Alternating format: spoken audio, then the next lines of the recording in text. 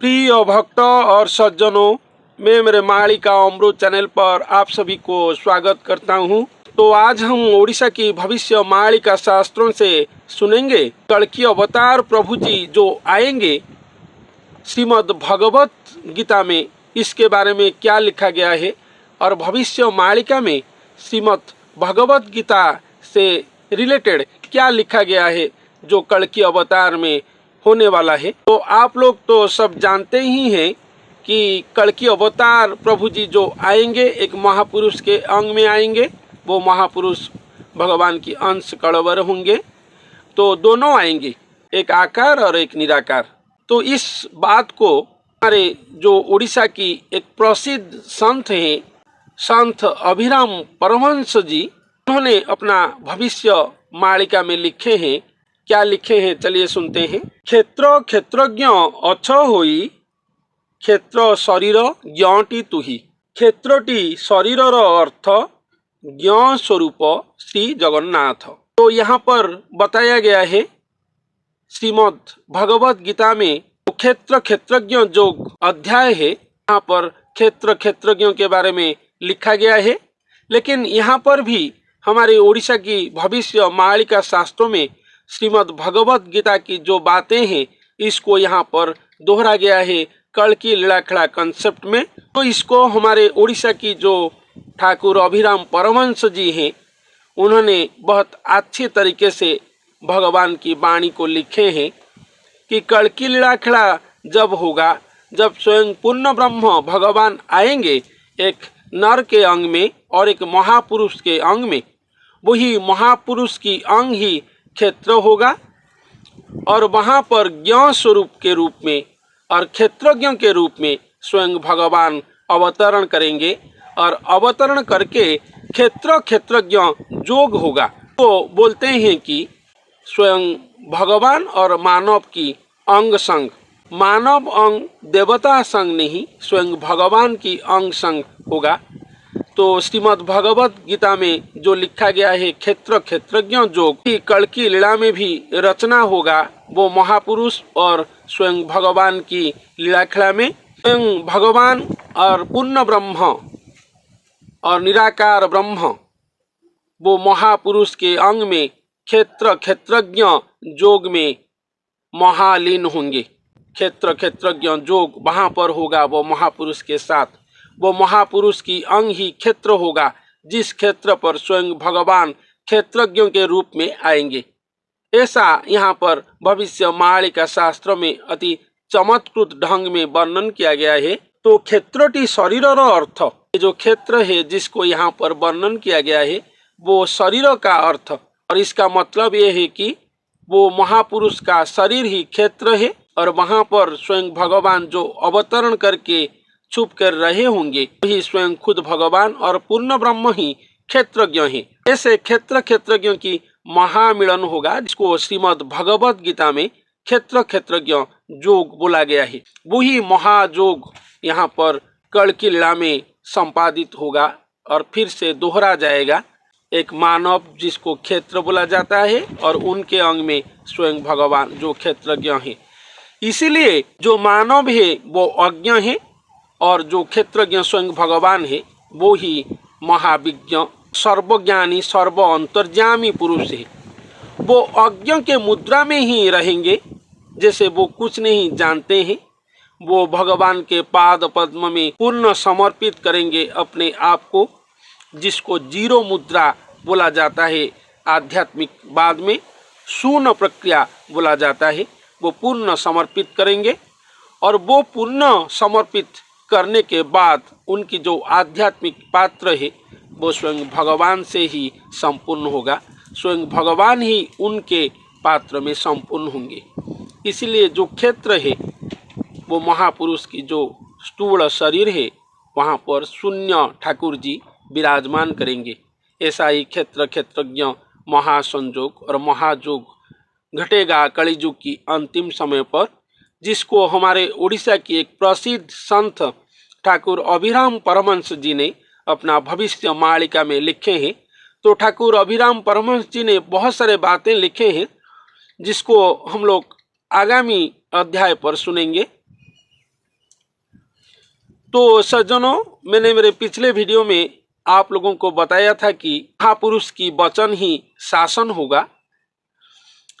इसको कोई कमेंट पर बताए थे कि ये बाहुबली फिल्म जो है उसका डायलॉग है, लेकिन ऐसा कुछ भी नहीं है।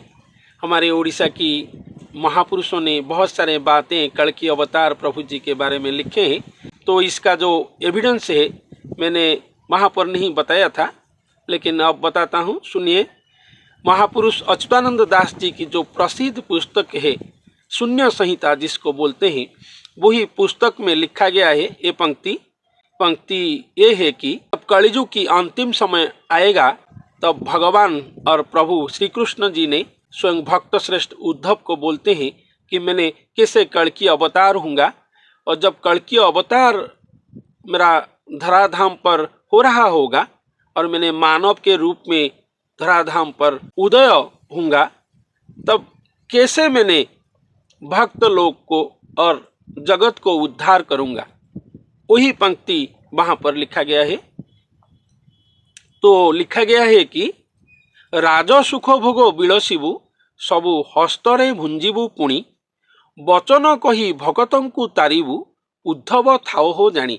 वचन कही भगतंकु तारिबु, तो भगवान की वचन से ही भक्त समाज और भक्त जगत उद्धार होंगे, जगत भी उद्धार होगा, पृथ्वी महाप्रलय से उद्धार होगा। जहाँ जहाँ भी जितना भी समस्या होगा वो भगवान अपना श्रीमुख वचन से उद्धार करेंगे। लेकिन भगवान तो छुप जाएंगे एक मानव के अंग में, ऐसा भी भविष्य मालिका शास्त्रों में लिखा गया है। भगवान महागुप्त हो जाएंगे, भगवान को डायरेक्टली कोई पूजा अर्चना नहीं कर सकते हैं। वो महापुरुष की पूजा अर्चना करने पर ही भगवान की कृपा लाभ मिल सकता है। ऐसे यहाँ पर क्षेत्रज्ञ योग जो बताया गया है, क्षेत्रज्ञ योग होगा कलियुग की अंतिम समय पर। श्रीमद् भगवद गीता की जो क्षेत्रज्ञ योग है वो कल्कि अवतार में आएगा। वो कैसे आएगा? वो मानव के अंग में ही स्वयं भगवान आएंगे। स्वयं भगवान वो मानव को बताएंगे सभी अपना श्रीमुख वाणी, श्रीमुख अमृत वाणी वो महापुरुष ही लाएंगे भगवान से, क्योंकि अंतर्यामी भगवान जो है वो मानव के अंग में छुप कर रहे होंगे। वो शून्य पुरुष है। वो शून्य पुरुष की जो शून्य वचन वो महापुरुष ही लाकर हम जगतवासियों को देंगे। इसीलिए और वही वचन से ही जगत भगत उद्धार होंगे, वही अमृत वचन और प्रभु की श्रीमुख वचन से, जिसके बारे में महापुरुष अच्युतानंद दास जी ने अपना प्रसिद्ध शून्य संहिता भविष्य मालिका पुस्तक में लिखे हैं। जे वचन कही भगतों को तारिबी, वचन कही भगतों को तारिबी, न स्वयं भगवान की श्रीमुख वचन से ही भक्त जगत उद्धार होंगे। और वो वचन हम लोग कैसे पाएंगे ना? वो वचन हमको, वो अमूल्य वचन और वो अमृत वचन वो महापुरुष ही ला कर देंगे, क्योंकि वो महापुरुष के अंग में ही स्वयं भगवान आकर महागुप्त में धरती धाम पर रहे होंगे। वो महापुरुष के साथ भगवान की अजनी जन्म प्रक्रिया होगा, जिसको यहाँ पर अंग मिलन और अंग देह और अंग भेंट के रूप में भविष्य मालिका शास्त्र में भी लिखा गया है। जनो भविष्य मालिका शास्त्र जो है वो बहुत गंभीरतम महातत्व है, ऐसे तैसे बातें नहीं है, क्योंकि जिन्होंने लिखे हैं वो साधना, महासाधना, समाधि योग साधना वगैरह करके भक्ति योग में लिखे हैं। इसीलिए जो लोग उसको समझेंगे और पढ़ेंगे उनका भी थोड़ा सा क्वालिफिकेशन रहना चाहिए, जैसे कि वो लोग सद्गुरु की चरण में शरण, वो लोग सद्गुरु की चरण में शरणार्थी होना चाहिए। वो संपूर्ण आध्यात्मिक जप तप ध्यान वगैरह आध्यात्मिक समर्पित मनुष्य होना चाहिए, एटलीस्ट इतना होना चाहिए।